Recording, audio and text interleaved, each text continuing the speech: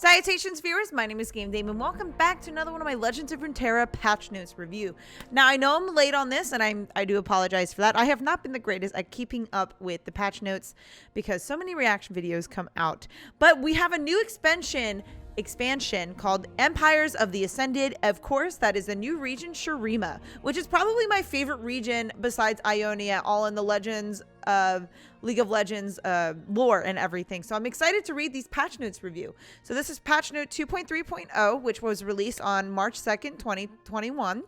So as always, I'm going to be reading the beginning portion and we're going to be going through it together.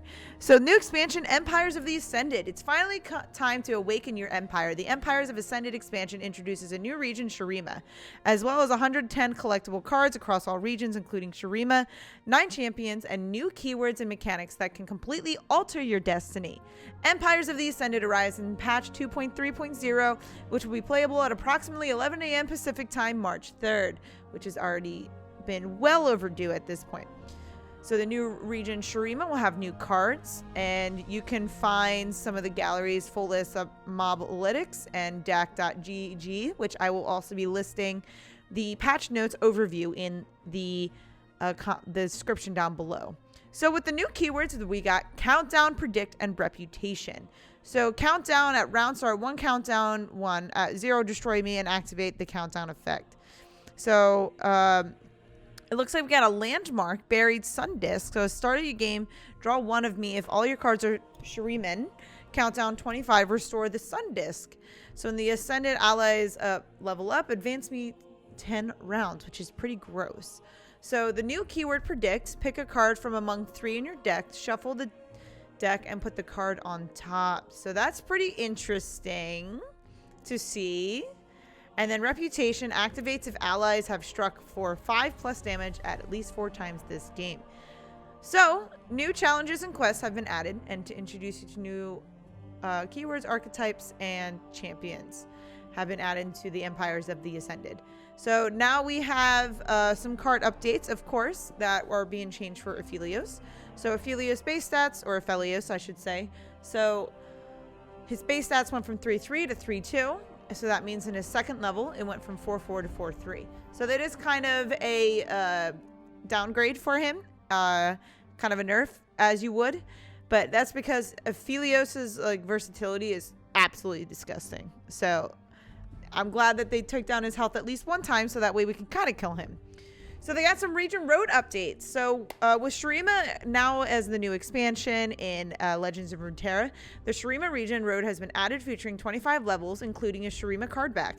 Then you got Demacia, Noxus, Freljord, and Shadow Isles extended an additional 4 levels. So Champion Mastery has been introduced in this patch, so you can play your favorite champions to increase their champion mastery level and unlock special card borders to show off everything you have done to play with that card. Ooh-hoo-hoo.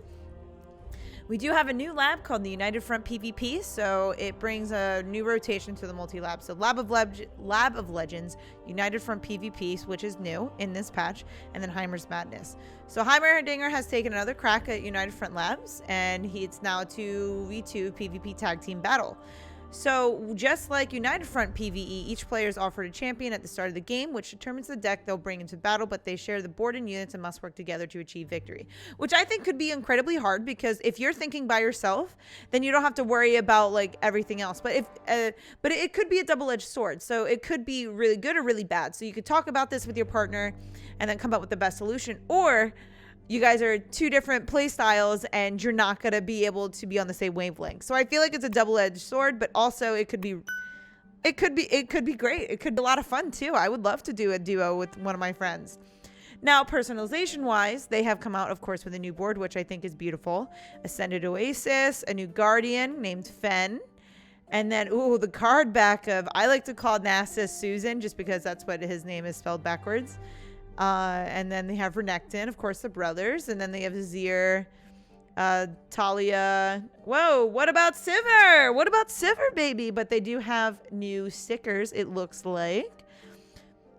So the bundles they have, Empires of the Ascended Pass has been available for 975 coins. Purchasing the event pass will immediately unlock the Fen Guardian and additional details. So Grants access to an upgraded event path with premium rewards. Play games to earn sun discs and unlock more rewards, including Guardian variants, emotes, card backs, prismatic cards, and more. So you got to purchase before March 16th, which is well overdue. It's March 20th by the time I'm recording this. But the event ends at March 31st. So make sure you guys get that event stuff in before you can at 11 a.m. Pacific time. So with the deck bundles, we have Wardens of War, which is available for 2,115 coins, prorated for any cards you already own, of course. Mistress of Battle, which is available for 2,052 coins, which is pretty cool. So they have new ranked rewards and new seasons. So what does it say? With the release of the Empires of the Ascended, the Cosmic Creation season has come to a close, of course, because they got to start with the next one. So the ranked will be disabled from 9 to 11 Pacific time to prepare for the new ranked season.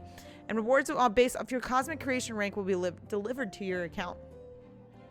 So here's the look for prismatic rank rewards. Gotta go back. Perfect. So then now Expeditions. So 5 new Empires of the Ascended archetypes added to the Expeditions draft pool. So we got Ascension, which restores the stun disc to achieve glory of level 3 Azir, Renekton, and Nasus.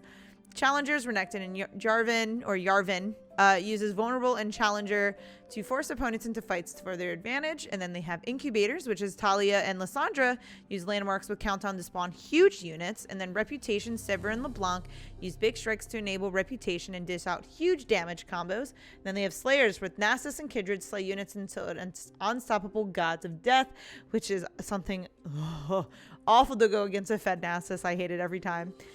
Empires of the Ascended archetypes will temporarily be 4 times as likely as they would otherwise appear in the initial champion picks.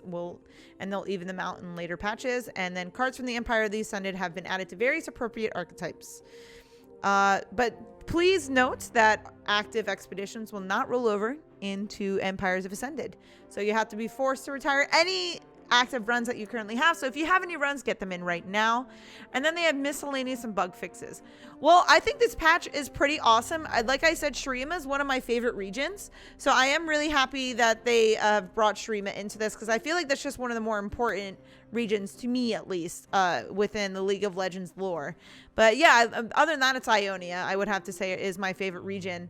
But yeah, these cards look pretty awesome. The personalization's pretty cool, especially the new keywords that are coming in. So you definitely got to keep in mind for those, you guys. These new keywords could definitely bust you up. But yeah, I'm excited to see how these cards play out. So let me know in the comments down below if you guys have been enjoying the new Shurima expansion. But that is all the time I have for you guys today. Thank you guys so much for watching. I highly appreciate your time as always. But please do not forget to subscribe and or follow not only to my YouTube but to my Twitch. You guys know where my YouTube is at, but you can find my Twitch at twitch.tv/thegamedame. Thanks guys, and I'll see you in the next video. Bye-bye.